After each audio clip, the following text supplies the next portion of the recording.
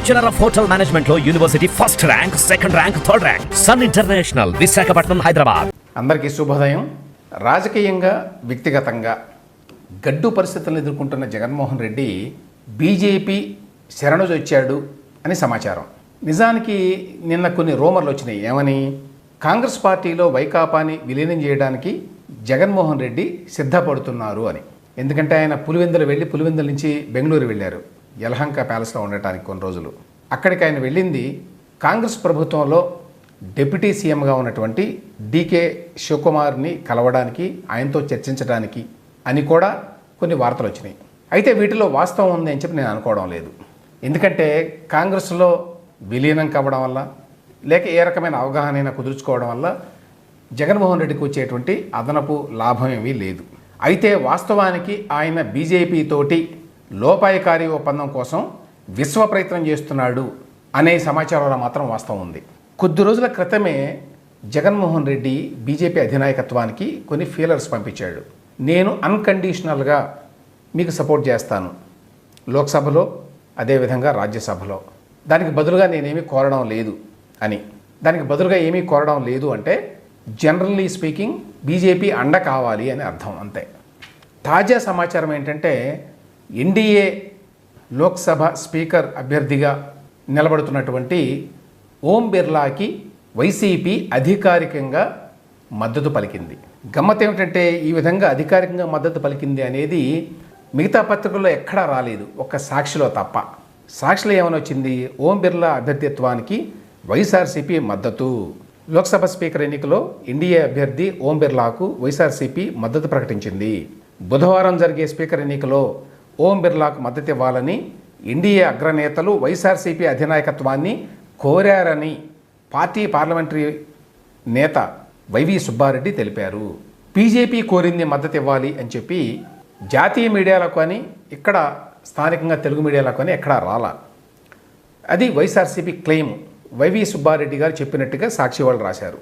వాళ్ళు కోరారో లేదో మనకు తెలియదు. ఎందుకంటే బీజేపీకి నిజానికి వైసీపీ మద్దతు అవసరం లేదు ఈ ఎన్నికలో. ఎన్డీఏకి ఆల్రెడీ మెజారిటీ ఉంది, 293 మంది ఉన్నారు. అది కాకుండా ఇంకా చాలామంది చిన్న చిన్న పార్టీలు, ఇండిపెండెంట్ ఎంపీలు కూడా మద్దతు పలుకుతున్నారు. అయినా కూడా వాళ్ళు అడిగారని, తాము మద్దతు ఇస్తున్నామని సుబ్బారెడ్డి గారు చెప్పినట్టుగా సాక్షిలో వార్త. రాష్ట్ర ప్రయోజనాలను దృష్టిలో ఉంచుకొని ఈ మద్దతు ఇస్తున్నామని కూడా చెప్పారు ఆయన. లాలూచీ రాజకీయాలకు వైఎస్ఆర్సీపీ పూర్తి వ్యతిరేకం, కాంగ్రెస్ పార్టీ వాళ్ళు లాలూచీ రాజకీయాలు చేస్తున్నారు, అందుకోసం అని చెప్పి మేము సపోర్ట్ చేస్తున్నాము ఓం బిర్లా అభ్యర్థిత్వానికి అని కూడా చెప్పారు. సో ఇక్కడ విషయం ఏంటంటే ఓపెన్గానే బీజేపీ అభ్యర్థికి వైసీపీ మద్దతు ఇస్తోంది, నెంబర్ 1.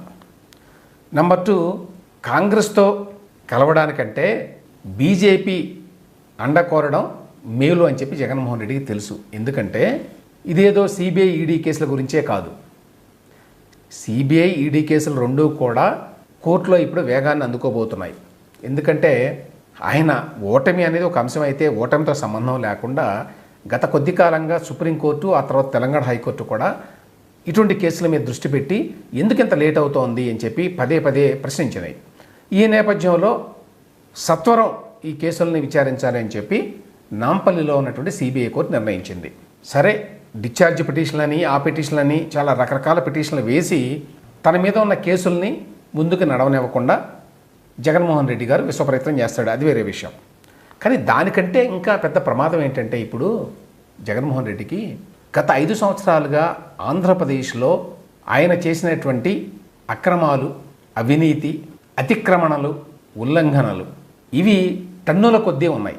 ఈ ప్రభుత్వంలో చేసినటువంటి ఇటువంటి ట్రాన్స్గ్రెషన్స్, కమిషన్స్, ఒమిషన్స్ వీటన్నిటి మీద ఇప్పుడు కూటమి ప్రభుత్వం దృష్టి పెడుతుంది తప్పనిసరిగా. ఆల్రెడీ స్టార్ట్ కూడా అయింది.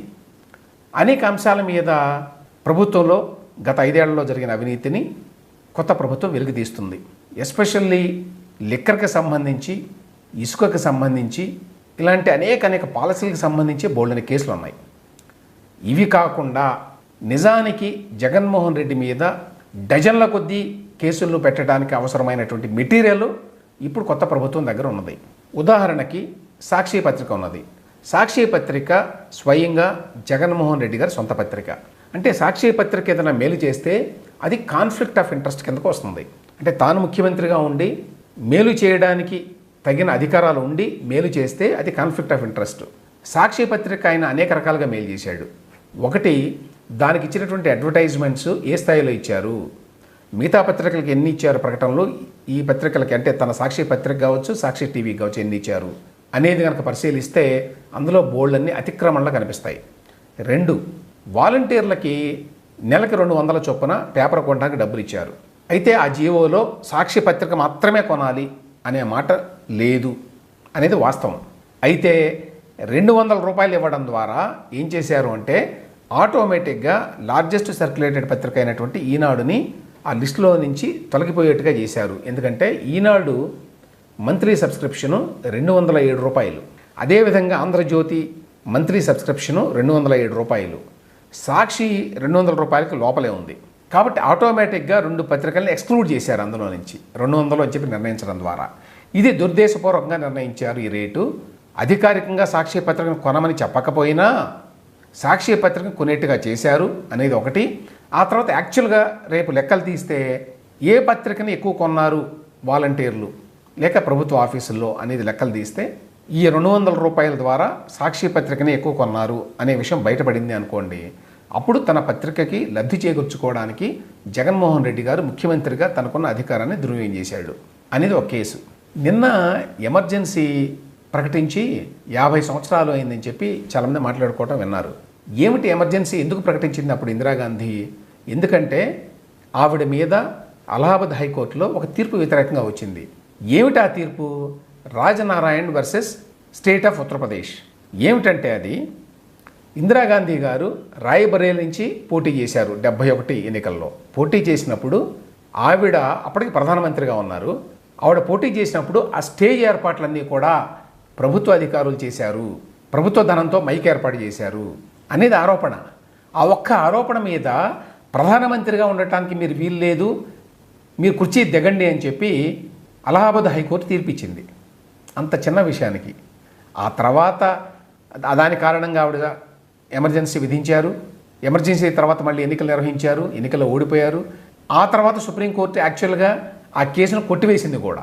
అంత చిన్నదానికే మరి ఇందిరాగాంధీ గారిని నాట్ ఓన్లీ ప్రధానమంత్రి సీట్ నుంచి దిగిపోమ్మనడమే కాకుండా ఆవిడ 6 ఏళ్ల పాటు మళ్ళీ ఎన్నికల్లో పోటీ చేయకుండా డిస్క్వాలిఫై చేశారు. మరి ఆ లెక్కను చూసుకుంటే జగన్మోహన్ రెడ్డి గారు ఎన్ని ట్రాన్స్గ్రెషన్స్, ఎన్ని ఉల్లంఘనలు చేశారు. సో ఈ విధంగా అనేక కేసులు జగన్మోహన్ రెడ్డి గారి మీద పెట్టవచ్చు అనేది పాయింట్ ఇక్కడ. సో వీటన్నిటిని తట్టుకుని నిలబడాలంటే మామూలు విషయం కాదు. అందువల్ల ఖచ్చితంగా ఆయనకి బీజేపీ నాయకత్వం యొక్క అండ కావాలి.